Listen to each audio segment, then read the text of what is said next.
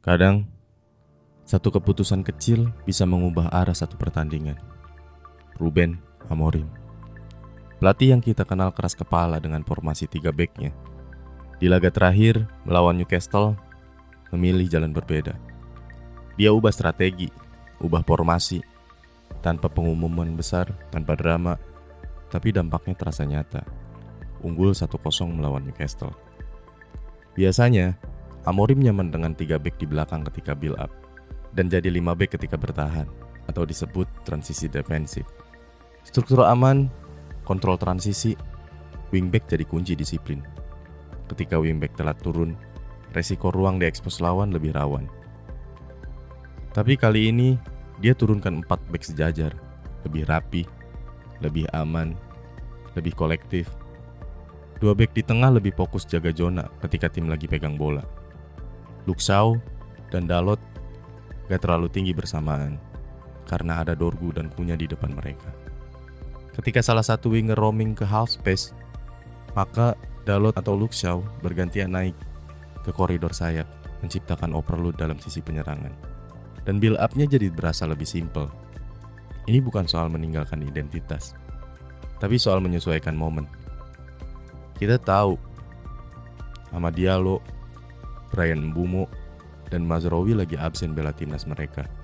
Dan Bruno absen karena cederanya. Di situ nama Patrick Dorgu muncul. Diposisikan di sebelah kanan menggantikan perannya Amad, bukan cuma buat nempel garis, tapi aktif membaca ruang. Saat tim mulai build up, dia nggak langsung oper left. Dia menahan posisi, memberi sudut passing aman, masuk ke half space, terima umpan 1-2 bareng Mon yang diplot gantiin perannya Bruno. Ketika bek lawan mulai ninggalin posnya, Dorgu lari ekspos ruang kosong dengan atribut kecepatannya. Timingnya rapi, lebih fluid atau cair. Ini menarik, karena dengan 4 back, struktur jadi seperti ini. 2 back di tengah stay, covering zona. Ketika Shaw naik, Dalot lebih konservatif. Hasilnya, rest defense lebih stabil, counter lawan lebih mudah dipatahkan. Dan Dorgu jadi bagian dari keseimbangan itu.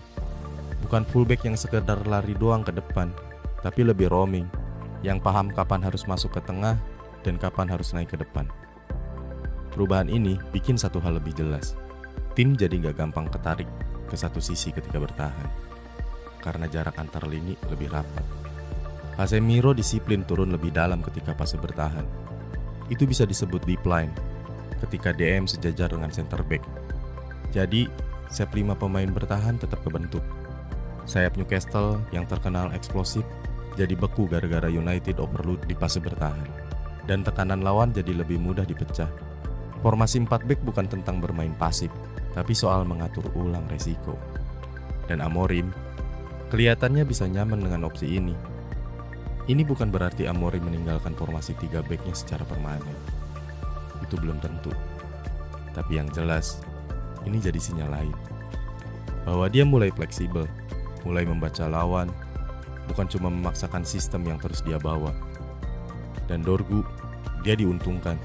Karena pemain seperti dia, yang kelihatan lebih hidup ketika menyerang dan aktif ketika bertahan, akan selalu jadi opsi tambahan di sistem apapun. Pertanyaannya sekarang, apakah ini cuma eksperimen satu laga atau awal dari fase barunya Amorim? Dan soal Dorgu, apakah dia cuma cocok sebagai pelapis atau justru sedang membuka pintu jadi pesaing buat Amad Diallo di sisi kanan? Tulis pendapat kalian, kita bahas bareng. See you on the next frame. Bye.